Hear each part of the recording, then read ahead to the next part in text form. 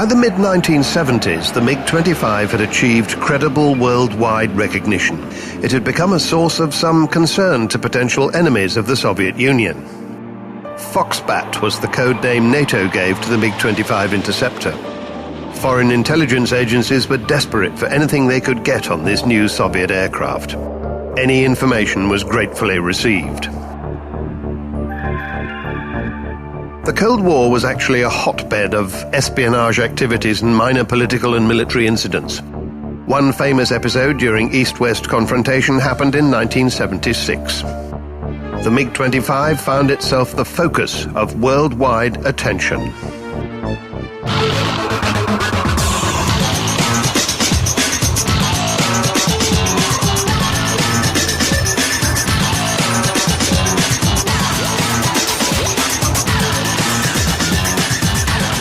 MiG-25 and MiG-31 Interceptors, the best just got better.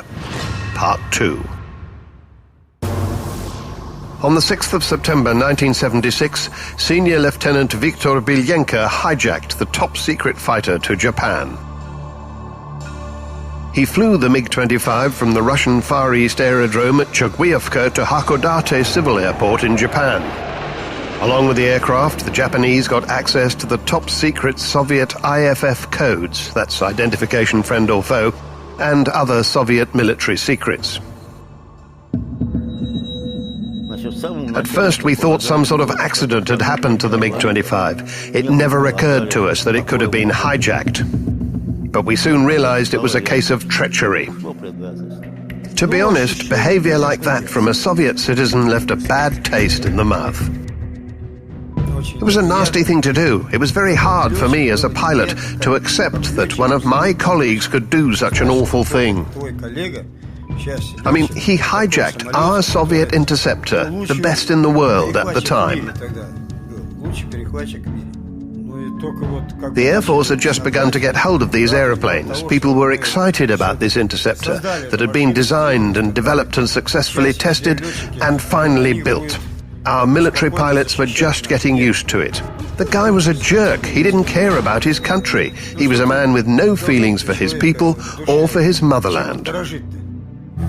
The Soviet Union demanded that the aircraft and the pilot be returned, but the United States granted Viktor Belyenko political asylum. Eventually, under pressure, the Japanese had to give the MiG-25 to the Soviet Union, but not before they and the Americans had examined it in minute detail. The aircraft was covered all over with technical information about it, all translated into Japanese words and characters. They also sampled each turbine and compressor blade from the engine. They took the canopy apart because they wanted to understand how the canopy plexiglass could withstand the great heat produced at high speed and high altitude. They drilled holes in primary aircraft parts to investigate the metal characteristics, and when we got the aircraft back, we found American-made circuit breakers installed in it. Apparently, they tried some tests on various bits of equipment, but they blew it. We still don't know why Viktor Belyenko hijacked the aircraft. Was it a setup by American intelligence? Or was it just that Belyenko wanted a better life abroad? Whatever the reason, it put the defense capacity of the Soviet Union under great stress. That was critical. In the Soviet Union, the hijacking did speed up the further development of the aircraft. Not only that, but the Mikoyan Design Bureau started work on the new MiG-31 Interceptor.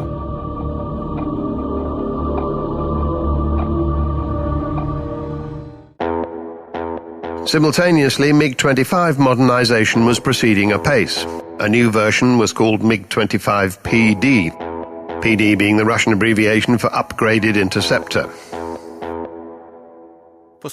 Everybody knew that the hijacked MiG-25 had been minutely examined by foreign experts. So the Soviet Union decided on changes to the armament system, the IFF friend or foe codes, and other things. And of course, the current aircraft systems had to be replaced with new ones.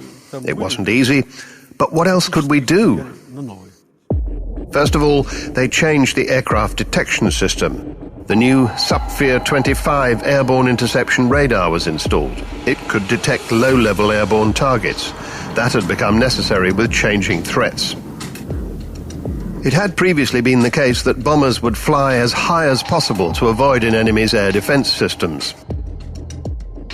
As anti-aircraft missiles developed, that had to change. The bombers began to fly low. Now, attacking aircraft became very hard to track, either with ground or airborne radars.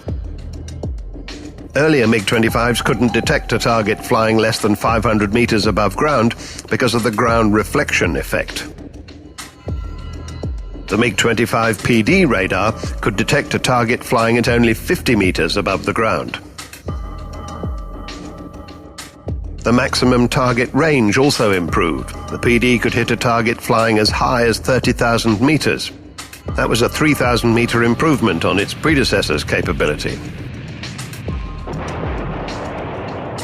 The new detection system now included infrared sensors. An airborne target could now be detected without emitting radar signals. Detection range was shorter with infrared, but the pilot could avoid illuminating his target with radar and thus alerting it. The R-40 missiles were improved, and the R-60 short-range missiles were added to the aircraft armament system.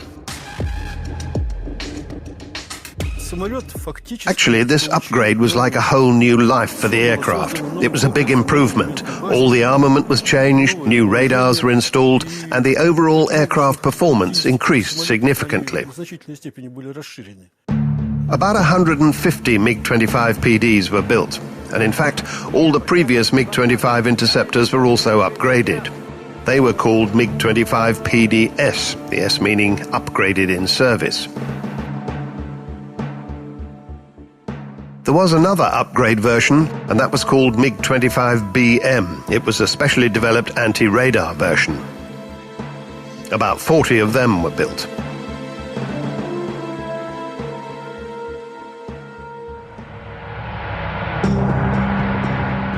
The total production of all the upgraded MiG-25s amounted to 1,200 aircraft in all. I would say the MiG-25 was essential for the Soviet Union, but also for world aviation. It was absolutely an achievement, with great aerodynamics and a superb power plant, very advanced for its time. The new approach had required so many problems to be solved by the designers and engineers. This aircraft really boosted advanced technologies in the Soviet aviation industry. In the 1970s, the Soviet Union was accelerating technologically, particularly in aviation. I think that was an achievement for the whole Soviet people. The MiG-25 was a world great in the history of aviation. It went into service at the peak of the Cold War, and it turned into a symbol of Soviet advanced technology. It set a world altitude record in 1977, and 36 years later, in the second decade of the 21st century, that record holds. Not only that, but the MiG-25 remains the fastest Russian aircraft ever built. You might ask, why didn't they build an even faster aeroplane after the MiG-25? Well, the race for aeronautical speed slowed down significantly when they got to 3 times the speed of sound. Although there are still a few research bureaux where they're looking at hypersonic speeds, it seems likely that the objective will be just too expensive for manned flight.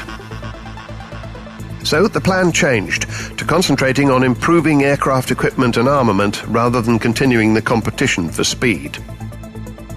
And that's where the story of the MiG-31 interceptor begins. During the Cold War, the air defense of the northern and far eastern regions of the Soviet Union was extremely difficult. The severe climate made ground-based radars virtually impracticable. It wasn't even particularly easy to establish the necessary wide network of airfields. Hence the requirement for a long-range interceptor. During the 1960s and 70s, the Tupolev 128 was the only long-range interceptor in the Soviet Union. It was a 1950s design. Neither its equipment nor its armament met the new requirements, to say nothing of its speed and altitude capabilities. The MiG outperformed the Tupolev in many respects, but it was not a long-range interceptor. This was when new attack tactics were coming in. Aircraft would fly at very low level to get through the air defenses. Another problem to solve. Cruise missiles were yet another threat. Their low-level terrain following was a new capability at the time. Tracking and destroying these comparatively small flying weapons was extremely hard. So the new interceptor needed very long range, but most of all, it had to be a product of new ideology. The MiG-31 concept derived from the MiG-25 interceptor and all of its operational experience. We needed better range and better altitude than the MiG-25 offered. We especially needed an aircraft that was faster at low level. Also, we were looking for new radar and new missiles. The missiles had to be extra long range. It was common knowledge that the MiG-25 could track only one target at a time, one by one, as we say. The new interceptor had to have multiple target tracking.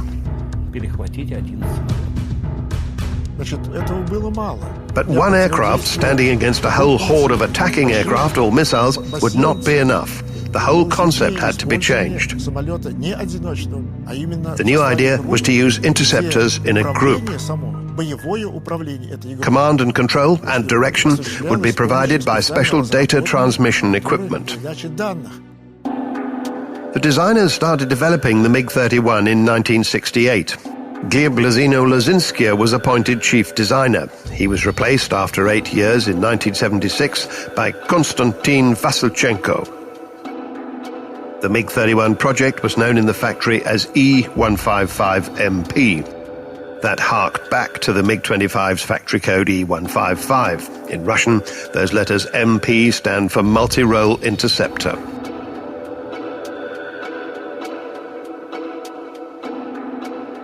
The general layout of the new MiG-31 was quite like its predecessor, MiG-25. The new aeroplane had 2 engines, 2 tail fins, a moderate sweep tapered wing, and side air intakes with a wedge shape. However, layout was the only thing the two had in common. The MiG-31 was, in fact, a different aeroplane. The MiG-31 became the first Soviet fighter to be powered by bypass turbojets. Among other things, the bypass was more fuel efficient in dry thrust, that's to say without reheat in operation. And the new engine was smaller, which allowed extra space for fuel tanks. This new power plant was developed in the design bureau headed by Pavel Soloviev. It was the D-30 F6 engine, and at maximum power in reheat, the combined thrust of 2 of them was 31 tons. The leading-edge root extensions on the front of the wing improve maneuverability at high angles of attack. There's also an advanced flap system that increases lift at lower speeds. The MiG-31 has an endurance on continuous patrol of 3.5 hours. That's almost double the MiG-25's. And in case you should think we're making demeaning comparisons with the MiG-25, well, it's not that at all. It is, in fact, a way to better understand the impressive development of the MiG-31. Overall, you could say these aircraft have similar maximums of speed and altitude. But the MiG-31 is much more combat capable. The MiG-31 has a 2-person crew, pilot and navigator weapon systems operator, or WISO. Second cockpit behind the pilot has a big screen for displaying the tactical situation. Originally, the designers expected that with the pilot in front, the seat behind him would be occupied by a group commander, and that group commander was to be a general. The thinking was that these groups of aircraft would be employed for very important strategic missions, and important missions had to be under the control of a general. But further mature consideration and research suggested that what the successful prosecution of the strategic mission really needed, instead of a general on board, was simply a good navigator weapons systems operator. During combat missions, each crew member has his own part to play. The aircraft commander flies the aircraft, launches missiles, fires the cannon, and makes final decisions in all sorts of different situations. The control column has a trimmer switch. It's there to reduce the load for the pilot when he's maneuvering. This one returns the aircraft to the horizon, and the radio communication button is next to it. This is the brake lever both for the nose and the main wheels, and also the buttons to launch the missiles and fire the cannon. Conventionally, the throttles are on the left. 2 engines, hence 2 throttles. Their positions can be secure position, idle power, maximum power, minimum reheat, and full reheat. The navigator plots tracks, continually corrects them when required, and ensures the appropriate readiness for combat. The navigator, who's also the wizzo, can also fly the aircraft. So there's a pair of throttles in the second cockpit too. And here's how the extending control column pulls up when you need it.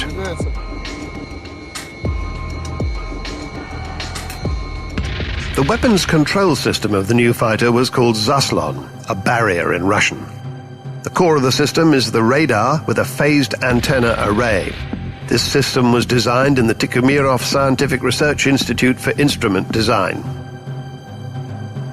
Earlier generations of radar had mechanical moving antennae. A phased antenna radar scans electronically without the head having to move. Electronic scanning provides a whole picture almost instantaneously. And not only that, but the phased array radar can provide coordinates for several targets at the same time. So the MiG-25 radar could only track 1 target. The MiG-31 radar can track 10 targets simultaneously. The associated computer helps identify which are the most dangerous. It can detect targets out to 200 kilometers. The Zaslon system was pivotal to the MiG-31's operation. It detected and tracked targets, and it authenticated the weapon's lock-on to targets.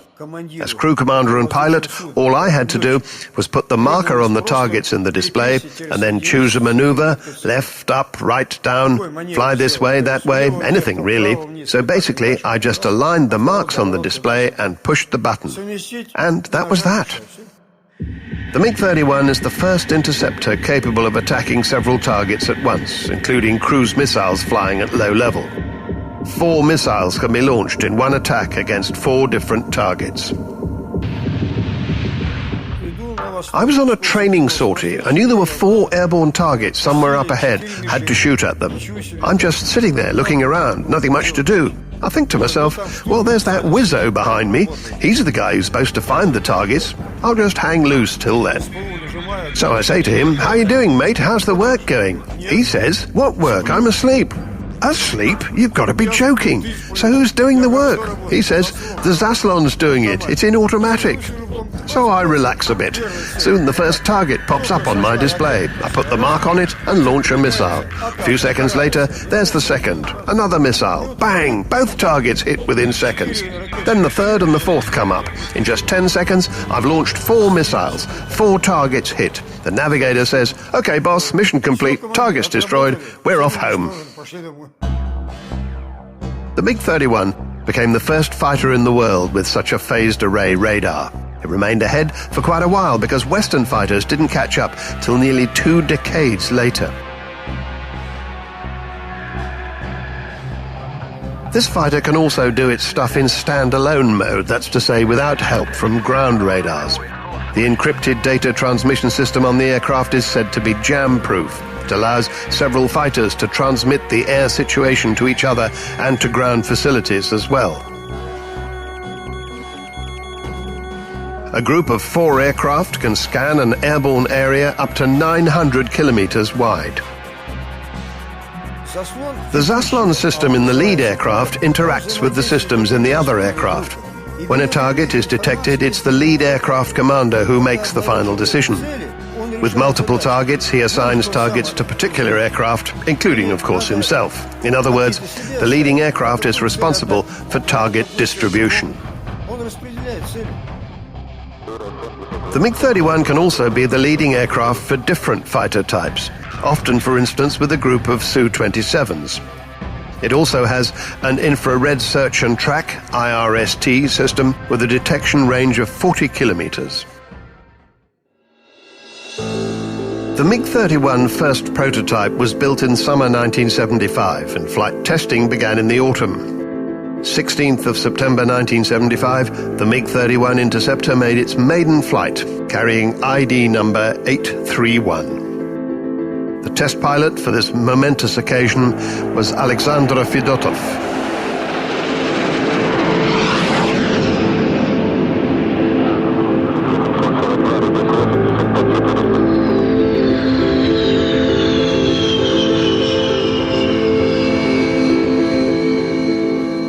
At the time of this maiden flight, Alexander Fedotov was already a distinguished test pilot of the USSR and a hero of the Soviet Union. He'd been working for the Mikoyan Design Bureau as chief pilot for 22 years. Fedotov had set a lot of the world records. He was the man who flew the maiden flight of the MiG-23, the MiG-25 and the MiG-29. For his work on the MiG-31, he was awarded the Lenin Prize. MiG-31 turned out to be Alexander Fedotov's last maiden flight.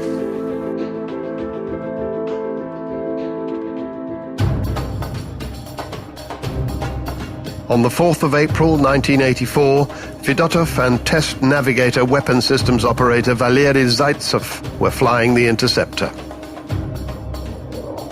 It was a routine test flight to check the aircraft after scheduled maintenance. A few minutes after takeoff, a warning came on indicating they were running very low on fuel. Fedotov decided to abort the flight and turned back towards the aerodrome.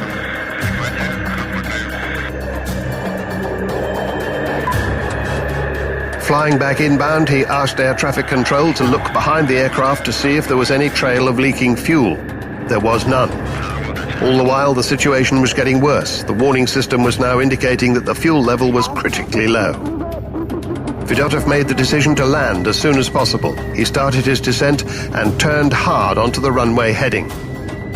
The maneuver was perfectly appropriate for an empty MiG-31, but the aircraft wasn't empty.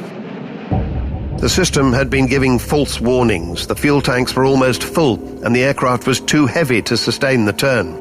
Fedotov tried to recover, but he was too low. They had no chance. Alexander Fedotov and Valery Zaitsev both died.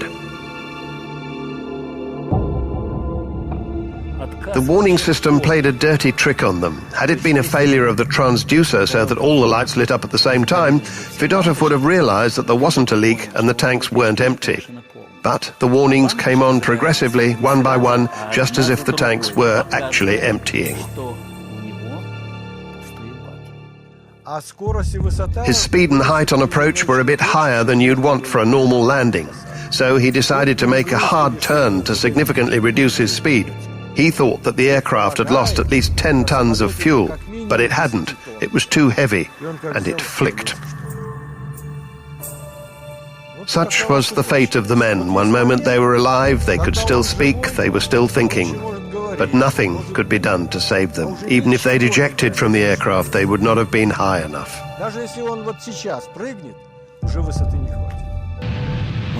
We were at the test airfield at Akhtubinsk when the terrible news came through. For hours, I just couldn't believe it. I thought it must be a mistake. I was waiting for them to tell me that everything was fine. I just couldn't believe it.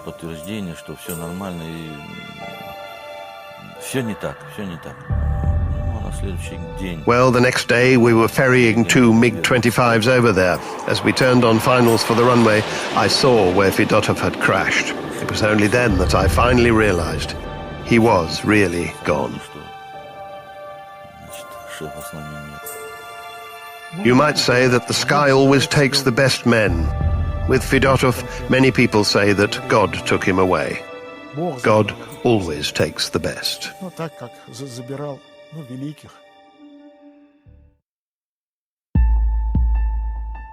MiG-31 fighters went into operational service in May 1981. They were delivered to the Soviet Air Force in large numbers in the first half of the 80s.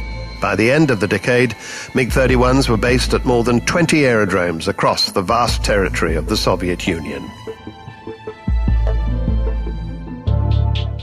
MiG-31 two-seat Interceptor. Length 22.7 meters. Height 6.15 meters. Wingspan 13.46 meters. Maximum takeoff weight 46,200 kilograms. Maximum speed 3,000 kilometers per hour. Operating ceiling 20,600 meters. Range 3,000 kilometers. The MiG-31 is pretty big and heavy. With its takeoff weight of significantly more than 40 tons, it's more like a ship than a fighter.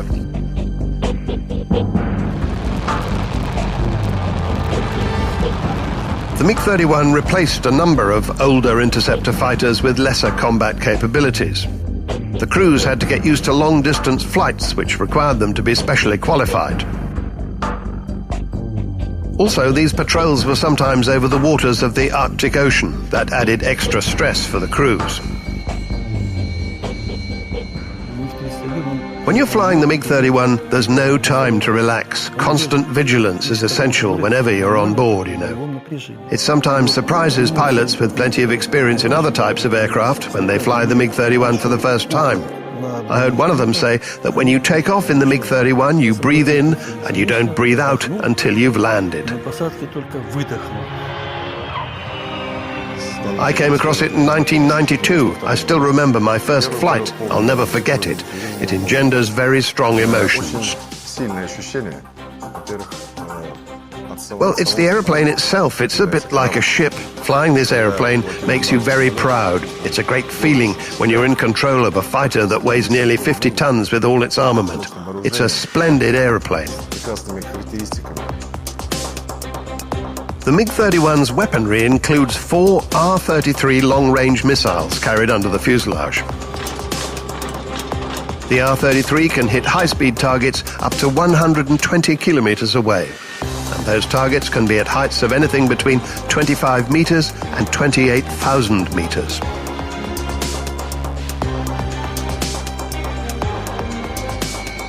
The MiG-31 also carries up to 4 R-60 short-range missiles or 2 R-40 medium-range missiles on the underwing pylons. And there's also a 6-barrel GSH-623 cannon with 260 rounds of 23mm ammunition. Cannons mounted in the fairing behind the starboard main undercarriage bay.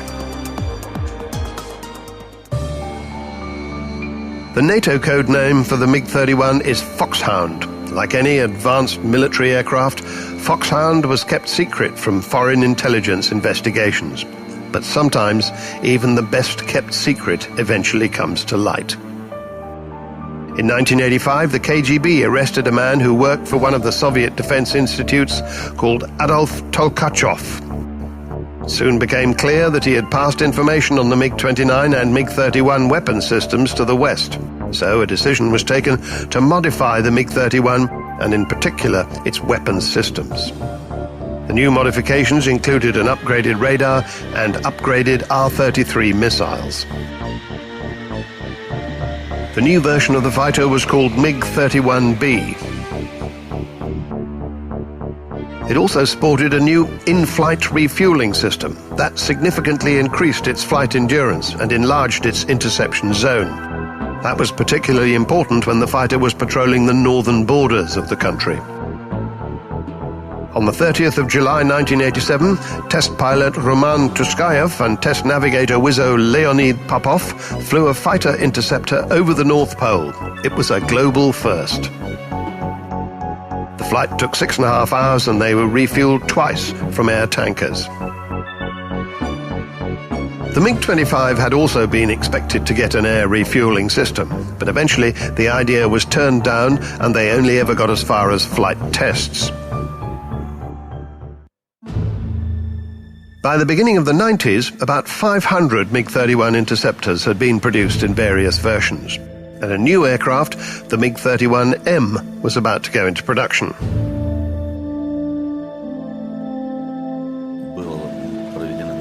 The cockpits and the computerized flight systems had been upgraded. It carried more fuel. Various modifications had been incorporated that improved the aircraft performance. There were new engines offering greater fuel efficiency and more power. In fact, you could hardly call the aeroplane a MiG-31 because it was actually better in nearly all respects than the MiG-31.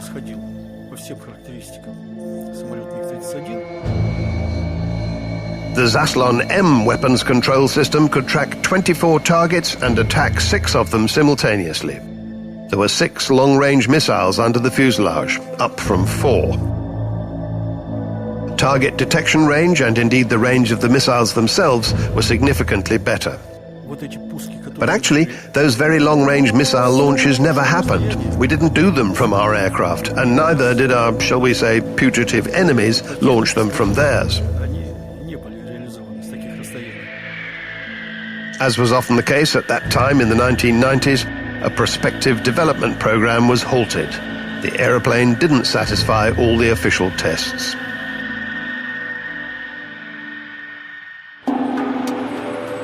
The technological experience of developing the M version proved useful in the further development of existing MiG-31s. Of course, they weren't as capable overall as the full M version, but it was at least a step forward. The first upgraded aircraft, now called MiG-31BM, went into Air Force service in 2008. Keeping up with worldwide fashion, both cockpits now boasted multifunction displays. A satellite navigation system was fitted. Number of weapons' hard points under the wing was increased from 2 to 4. The aeroplane's combat efficiency was boosted by almost 4 times for some operations.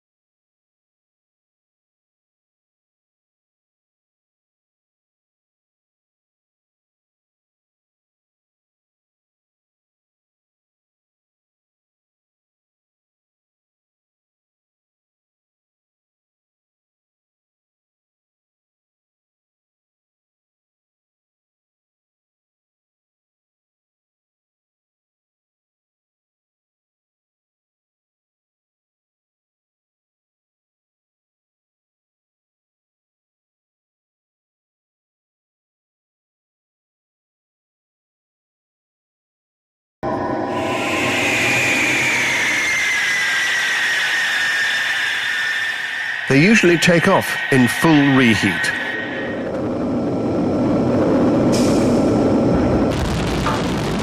These days, the MiG-31 is a most powerful interceptor aircraft, comparable in many respects to the American fifth-generation fighter, the F-22.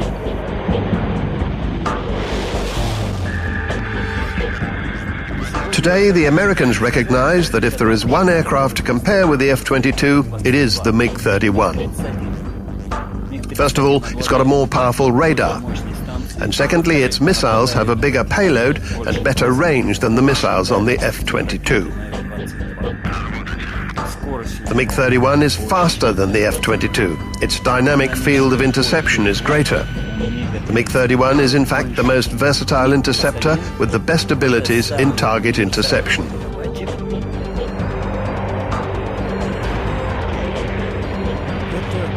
This is an extremely powerful weapons system. Also, MiG-31 interceptors work well in a group, sharing all their data with each other. A MiG-31 group provides the perfect area defense. I'd like this aircraft to keep soldiering on, to keep being updated. But a lot of people complain that it's very expensive. The fuel price is high, the price of the airplane itself is high. Today, everything's money. But you have to realize, if you want a good thing, you have to pay good money. Because this airplane fulfills the missions that other aircraft can't manage. Pay the proper attention to it, and then the MiG-31 will live long.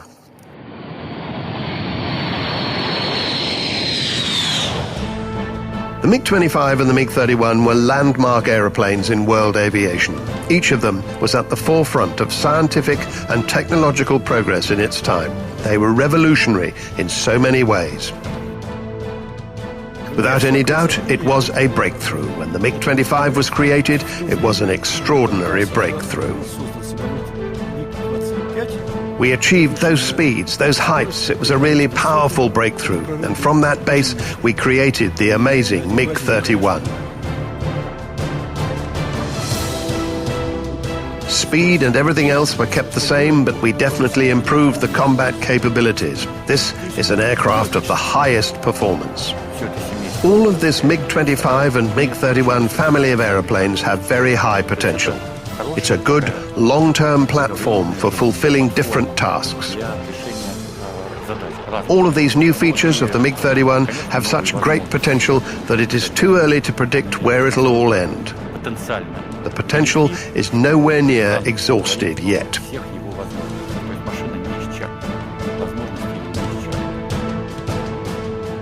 As of 2012, the MiG-25RB reconnaissance bombers continue to serve the Russian Air Force. The MiG-25 interceptors have been superseded by the more advanced MiG-31, and the potential of that aeroplane is huge.